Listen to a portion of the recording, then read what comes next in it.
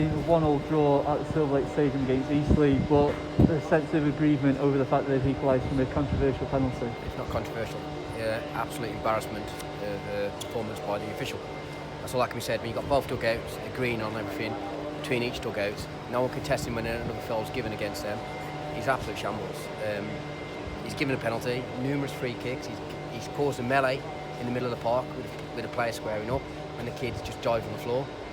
And the reaction is, because on the back end of what he gives, it's not a free kick. And that, for a penalty, I have no idea what he's saying. He's basically saying now, if any ball that goes into the box, you're allowed to stoop as low as you want, put your head by somebody's foot, you're going to get a penalty because there's no contact. And then you mentioned as well the melee in the middle of the pitch. It seemed that the referee had lost control of the game. Yeah, he did. There was nobody saying that to the fourth official. Both benches are saying it to the fourth official, help him out, saying it to the linesman. He was no better. He got 3 decisions wrong right in front of him. 1 for us first half, 2 for them in the second half. Nowhere near good enough. Devastating for the players. Look, first half we had the wind. We didn't really create too much for us. They had 2 set plays. Great save off Dibbs, clear one off the line.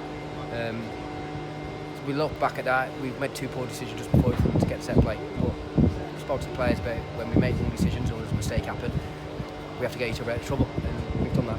We've done that by making his great save.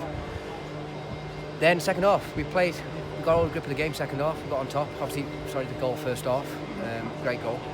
Great ball off Jordan, Kwame, unbelievable control, technique, 40 on the inside, and socked it away when struck half time. We played better second half, but look, that's an absolute embarrassment. It's a shambles of performance, and I have no doubt nothing will get done, because we've seen bad performances this season, but you still see the referees and the officials rock up to the next game. No doubt, I will get no explanation. I'll be calling Steve Dunn again tomorrow, like I did after the absolute shambles against Maidenhead, and then you try to pacify you, but then you try to put a report in and you want something done about it, and still nothing, you get no replies. Is it even more frustrating, as you said, having maybe not played as well in the first half? We'd actually got a grip of the game at the point. Yeah. Look, there was bits and pieces. We got down the side of them, and look, we got Dior a few times down the side. What we spoke about, what we wanted to try to do, and look, a little bit rusty. Get our lads credit. They dealt with him in 1v1s. We tried to get him in the box. We got down the side of him a few times. Finding the ball wasn't really good enough. But second half, I thought we played well, good patches.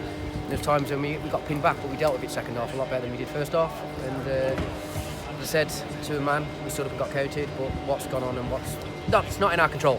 That's the biggest thing. I think I'm devastated for the players. They gave absolutely everything. Both teams gave everything on a poor surface. Sorry. Is the main negative we didn't create enough perhaps when we did have control of the game? No, we had a couple. We had a couple of half chances, got balls in the box. Look, the opposition are going to get decent blocks on him. We've had Yours got down the side of him, got a block, got a corner. Jordan, planted for header.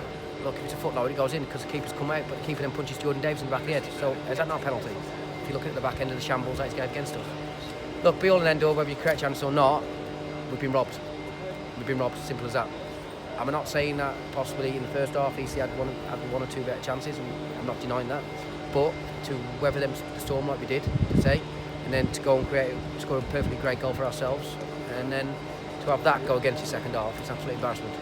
And a frustrating end to the game today after what was a frustrating end to the day yesterday. Can you talk us through what happened yesterday with the late transfer? Yeah, obviously we've done our business. We're still trying to get 1 or 2 more over the line.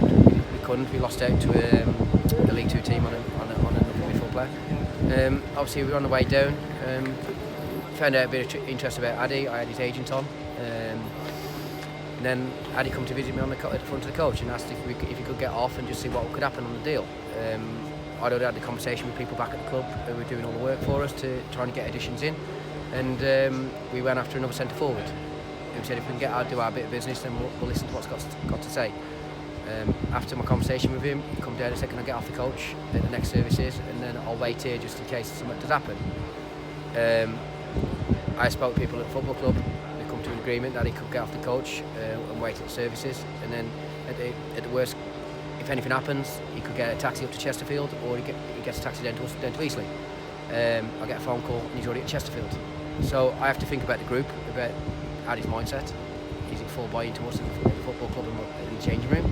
And this is me not Addy at all. So I had to make a decision then. We tried to get another forward in. It got to 10:30. And I had a decision to make. He'd already gone to Chesterfield, already signed the forms, and he's calling me. What they offered him was stability, and we couldn't offer that. So we also had to realise that I'm managing a human being first and foremost, not a football player. He'd asked the stability, he's got a young family, with everything that's going on in the current climate. I had to be understanding about it. We tried to get something in, we couldn't, as I said, and then come to 10:30, I had a conversation back at the club, and the fact that he'd gone there, signed, etc., his mind was turned from being at us at the football club. So I had to then think about my change room, about the environment, because if I turned around and said no, he's got to come back in, he's got to deal with the disappointment, and he's got to come back into the group, and then you have to think, how's his mindset going to be? Is he going to be pulling in the same direction as everybody else in the change room? That was the biggest thing. So I had a decision to make, as I said, and I spoke to people back at the football club, and I just think I had to sanction it because I had to think about the change room.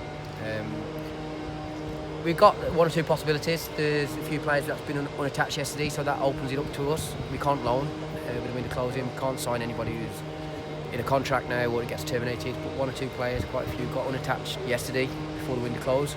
So we've had a conversation. I've had a conversation with a player this morning, and a conversation with the player's agent, and people back at the football club are going to have a chat with them over the next 24 hours and hopefully put something to them and get them in. It'd be great. In terms of the ones who've already come in, what did you make of Dior Angus and Tyler French before his red card?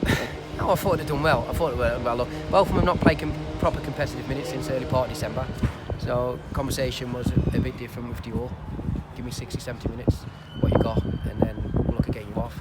I thought, look, he got down the sideline the first time a few times. Did defend well against it. Second time he got down there a few times as well. He wants to run the channels. He wants to run in behind. He wants to stretch it. We've not had that option this season. And then I thought Tyler, different conversation. Reece still feeling his fire a little bit from the weekend, so I had a call on that. So he was just right. Tyler can drop in, and he's not going to do so much running at right side centre back. I thought he stepped in really well. He looked very comfortable with the ball. Put some decent balls down the side, and picked some good passes. Look, both yellow cards again. I'm making it about the official because both yellow cards are embarrassing. The way he's officiated, he caused a problem in the middle of the pitch. He books their player for nothing, and then because he's booked their player, he goes to books Tyler. Can't appeal it because it's two yellows. So is it a bit of naivety on Tyler's part for getting involved?